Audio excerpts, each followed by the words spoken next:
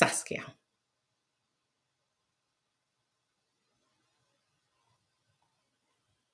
Hello, Saskia. Can you hear us?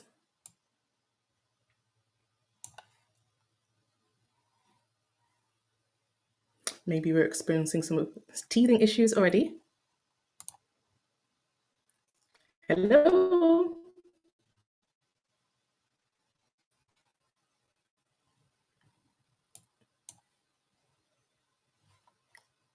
Hello.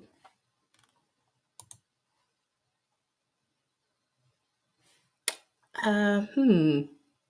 Give us 1 minute here. Let me just check. We seem to be missing Saskia. Hello.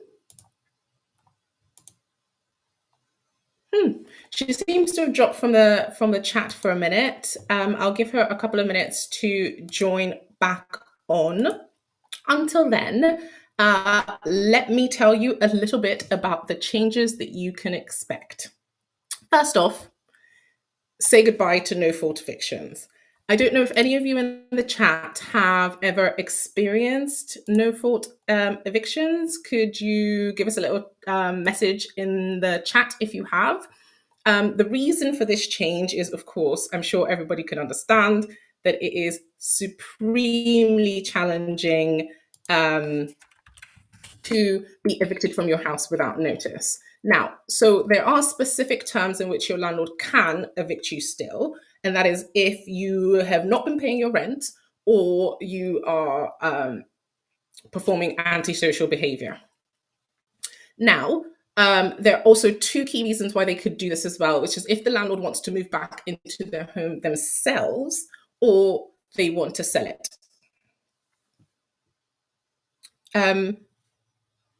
Another key change that's coming in is no more fixed term tenancies. So in today's world, you will sign up for kind of like a 12-month lease or a 24-month lease with a break clause. That's going as well, meaning that from now on, you will sign what is called a periodic tenancy. That means that it goes on from month to month and give a couple of months' notice to your landlord if you want to move out. This could be kind of like a double-edged sword. The reason why people are happy with it is because it's not making people, it's giving tenants a little bit more flexibility. So if you need to move, for example, you move job or you just don't like the place that you're renting anymore, then you only have to give 2 months notice to leave. You're not locked into a tenancy. There is some protection for you as well because the landlord can't just randomly as well evict you without the points that I mentioned earlier. Another key issue that people have seen raised is rent increases. Now, this is something that is going on a lot in today's world. So what is coming is that a landlord is now no longer able to evict you from your home, and they're not allowed to rent increase for you as well. They must do it in writing, and you have the option to challenge this. And there is even a specific body that the government is going to put in place to evaluate all of this. They exist today, but they're not really widely known about. And so people just accept tenancy increases without actually challenging their landlord. And this is something that the new legislation is looking to stop. Sorry, 1 second, guys. I'm just hearing from Saskia.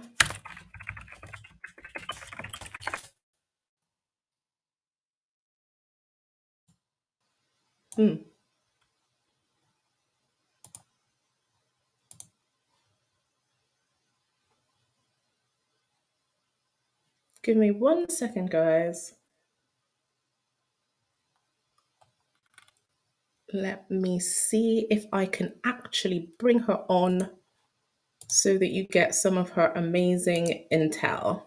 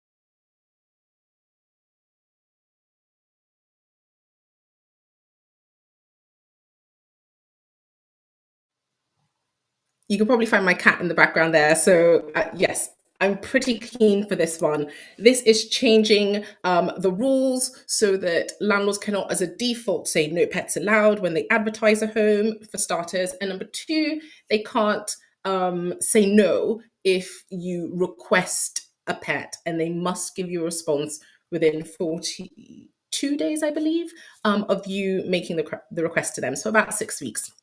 And if they do say no, they must have a legitimate reason for doing that. So it might be, for example, that you live in a high rise and it's a very small apartment and you couldn't possibly have, I don't know, a giant mastiff in your home. So um, it's now incumbent of landlords to provide a legitimate reason to say no, as opposed to having the default no um, on the screen. And then finally, all tenants must now have a written tenancy agreement. That is effectively looking to remove all of the ambiguity when a person doesn't have the rules stated in writing. So a lot of, oh, hello. Sorry, slight technical hitch there. No worries. Hi, Saskia. Thanks for joining us. Guys, as I said, we have a really special speaker here today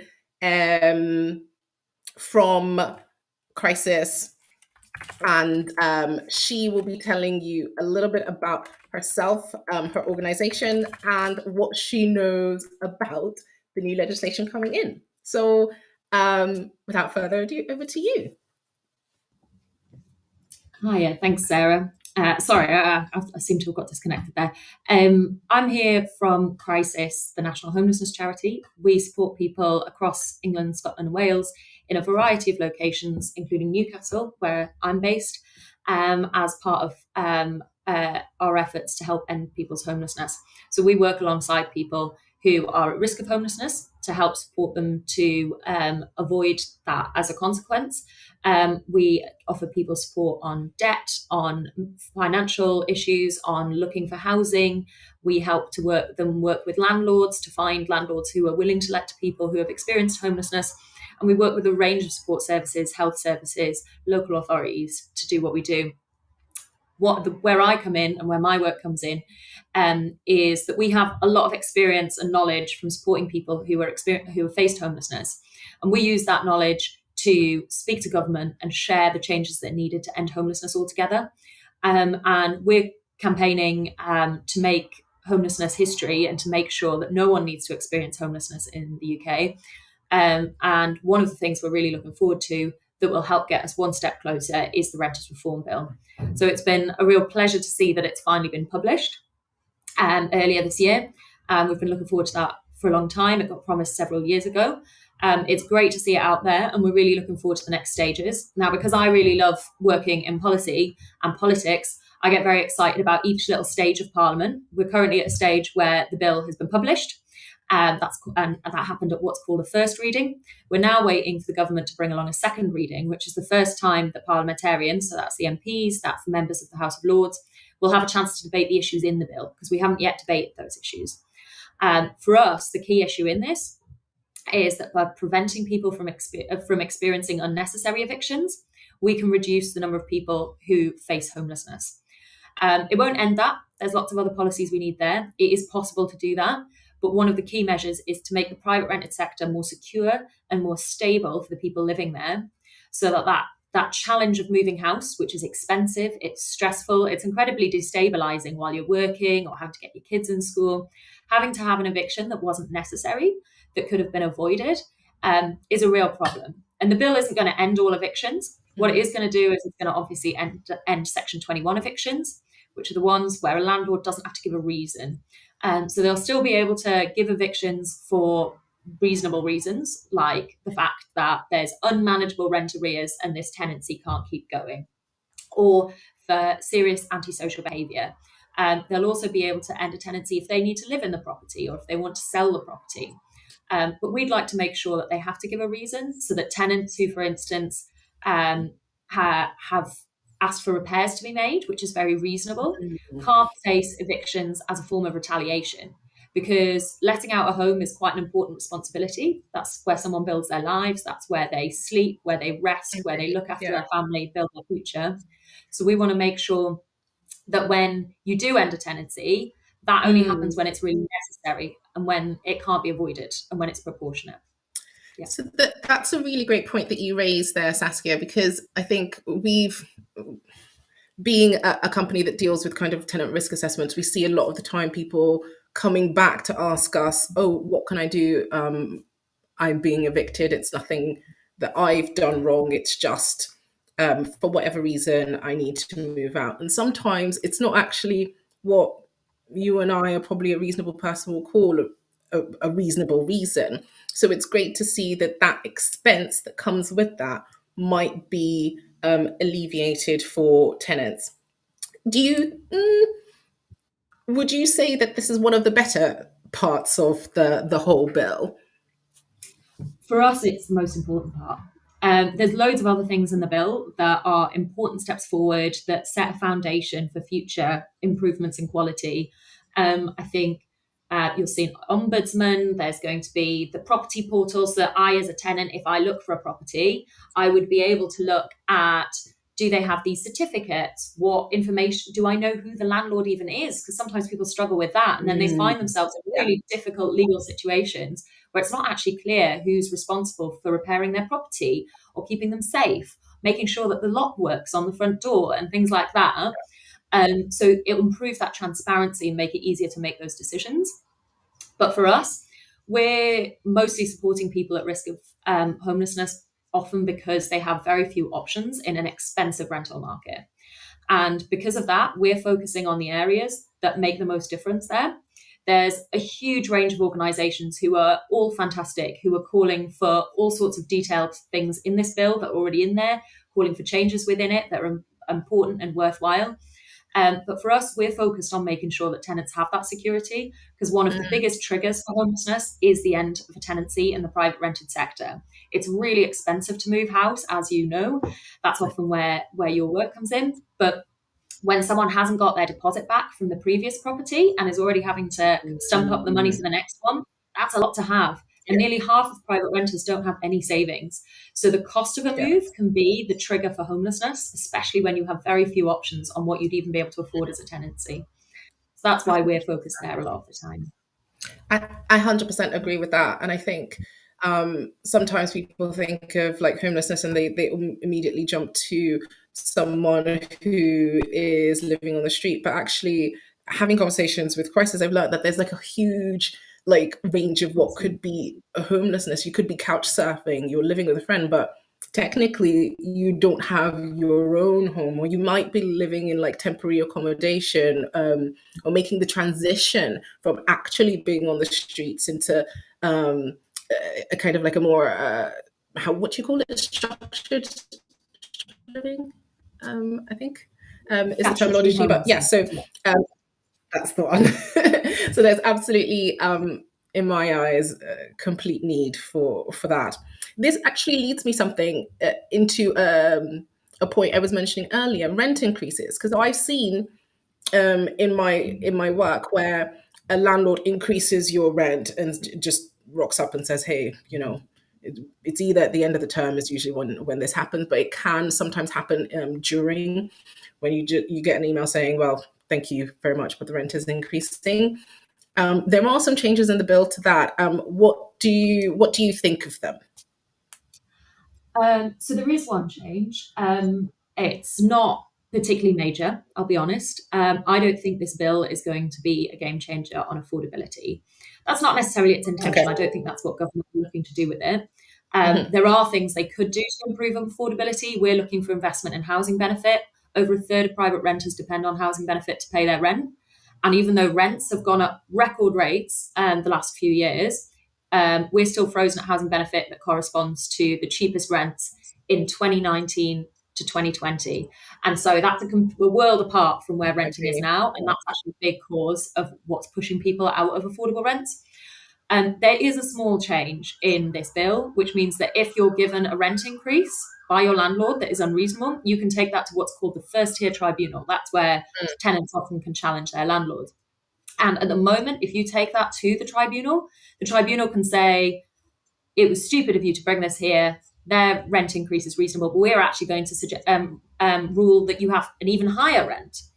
And what this change will do is make sure it can never be higher than what the landlord initially asked for. That's not a huge change, I'm going to be honest.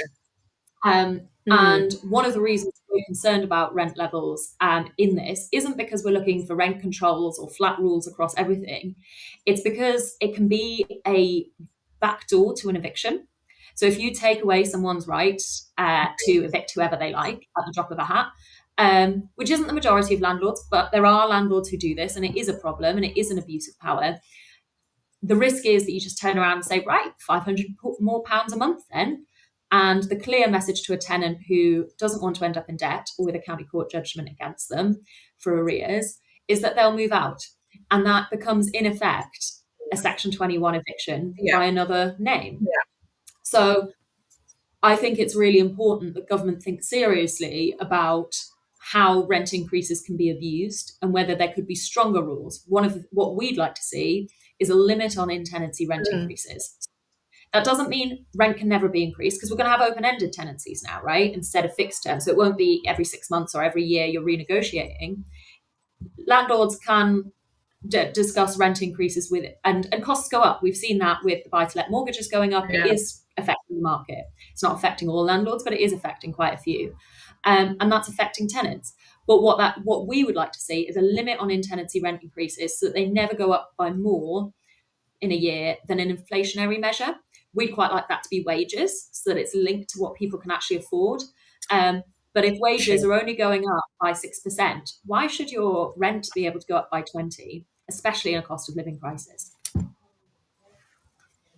I completely agree with those points. I will say, just looking at it on my end, I think having the cap on the tribunal that they can't actually increase it further than what the landlord wanted to, I think it does change something for tenants, in that you may have thought it was unfair, but then you may have been scared that, okay, well, what if then I come out worse? So it might increase the number of people who are willing to kind of just like put their hands up and say, actually, I don't think it's fair that you're increasing rent that much. But 100% things could go further, and I particularly like the idea of keeping it in line with wages, because I think, as we've learned in the last few months or so, is that wages and inflation are not they are not together. And one can certainly be running away, as the case is now, while wages are stagnant. So thank you for sharing that piece of information. Was there anything else that you found interesting? I don't want to jump into my favorite topic yet, but was there anything else that you wanted to pull out from the bills that you think that actually this is a great step in the right direction? I think overall this bill has the potential to be a game changer. I think it's really important that it happens. That sort of fighting over the detail doesn't mean the whole doesn't happen, because I think there are loads of us have experience of renting, right, from various sides, and that's true of parliamentarians too. That means there's obviously a lot of opinions and a lot of conflicting experiences. But the important thing is that this is just about saying there should be a reason if you evict someone, and that reason should be proportionate, and that the steps forward this bill will bring us are worth voting through. And so we're really looking forward to seeing the next steps on this. The only other thing that's very niche, but this is I'm here as your homelessness person, so I'm going to bring it up.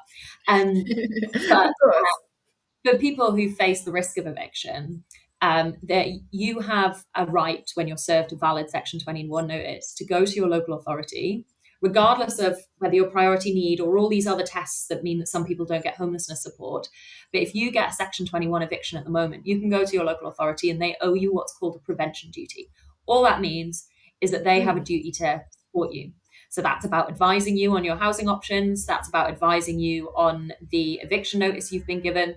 And although they're going to get rid of Section 21 notices, the concern is that they've decided in some of the detailed drafting, it's very technical, but they're going to get rid of that. And so we're concerned that that means that people will find it much harder to get support, and preventing people's homelessness earlier is so much better.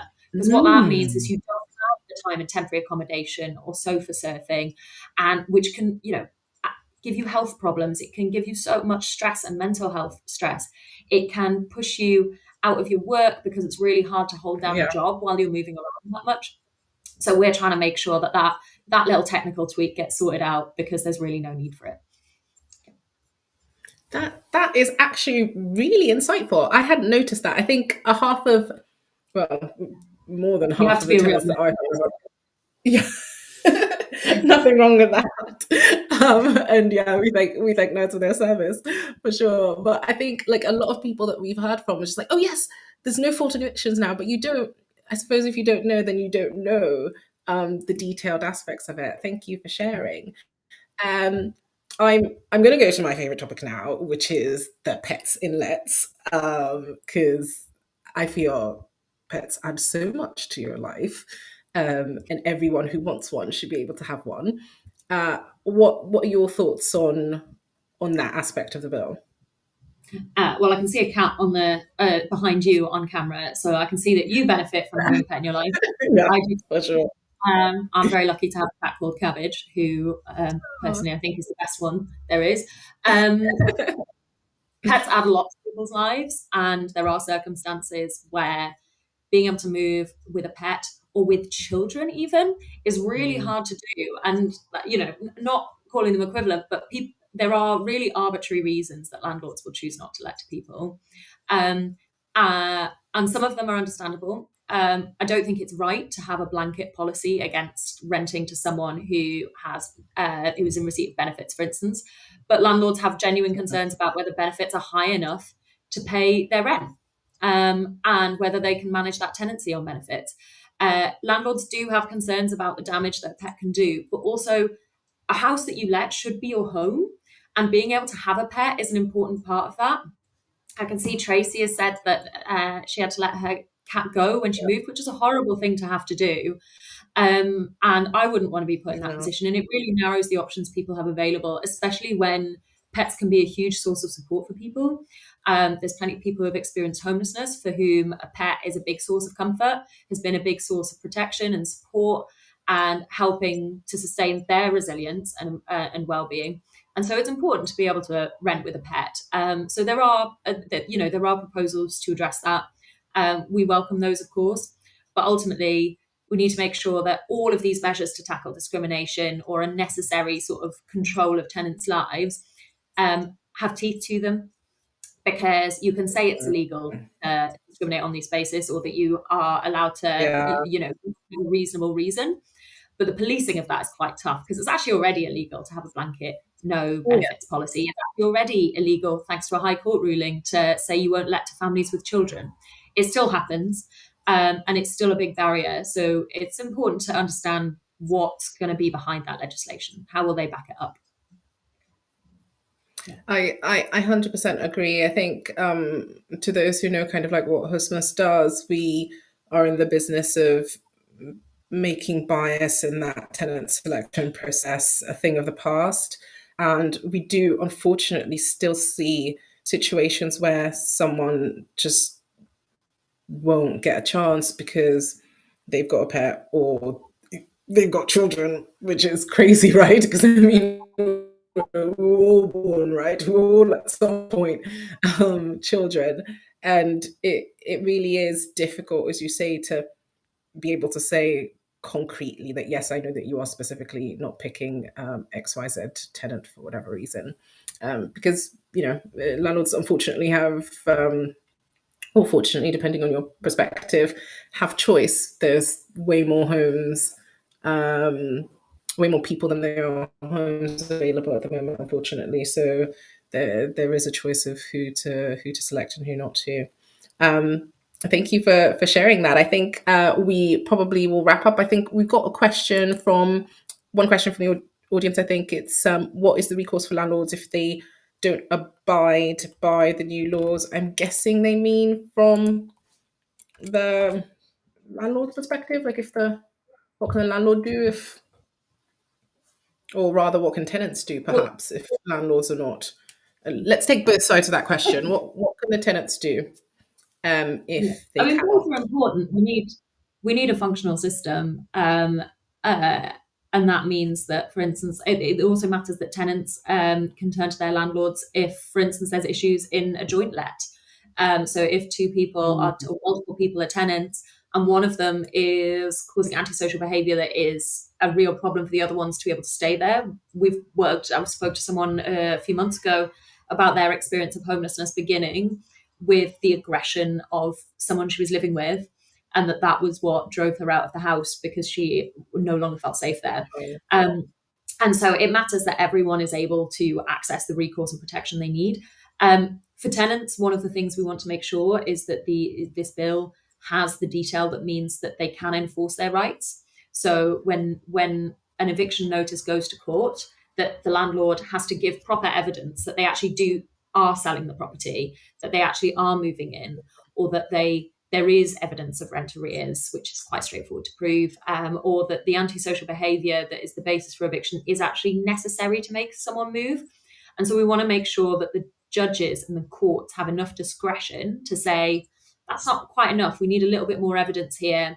Or, we recognize that there's an issue here, but someone behaving in this way isn't actually antisocial behavior just because you don't like it.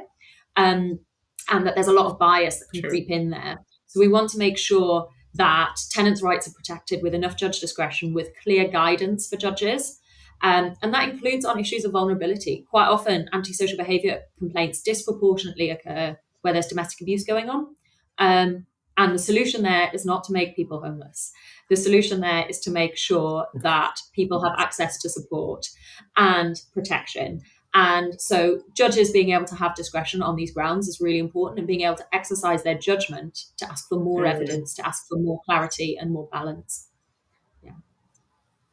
Um, that those are really great points. I think I know that there's discussions in the bill as well as making an ombudsman in place, or an mitigation discussions as well if you do run into issues with your landlord or your tenancy as a whole. That's probably something that we will, if people are interested, make another video about at a later date. But it's nice that there are plans at least to make some sort of intervention, even though we don't know concretely what those are right now. So let's wrap up with a question on timing. So as you said, kind of like in the beginning, we are just being this has just been published.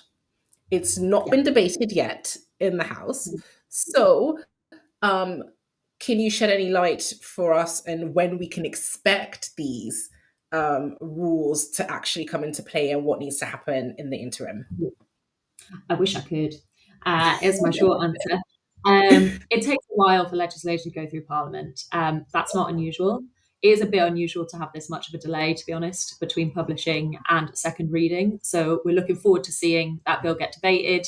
There'll be loads of debates, potential amendments being debated. But overall, it can take quite a few months for a bill to go through Parliament. And what's important to remember is that next year, unless the law changes, there'll be a general election. So there's a bit of a time limit on getting this bill through Parliament. So if this Mm, government want to bring it through, they need to get a move on. And we'd love to see it get passed in time. mm, It doesn't mean it immediately comes into force the moment it gets passed. It's what you call royal assent, where the king says, yes, this is law now. What usually happens is that there's a lead in time. So everyone has a chance to adjust, because there'll be loads that needs to be done to get people compliant with the law, so that landlords can register with the property portal, with the ombudsman and things like that. The ombudsman still needs to be set up. So it takes time. That's all sort of to be confirmed, and those dates sort of need to be nailed down. But the important thing is to start debating this bill, to make sure that yeah. politicians have a chance to scrutinise it, to check that it does what it says on the tin, to make those sort of tweaks that need to be made to make the bill work, make sure Mm, loopholes can't be abused, and people can still get homelessness advice. But ultimately, they need to be able to get to the next stage, vote it through, and we'd love to see this bill on the books within the year. That would be amazing, I think, for a lot of tenants in England. Thank you so much for your time and for your expertise in sharing that with us. Once again, we've been joined by Saskia from Crisis, who has kindly shared some knowledge. I've been your host, Sarah Vanier, the co founder and CEO of Homelessness. Thank you all so much for your time, and hopefully, we'll see you again soon.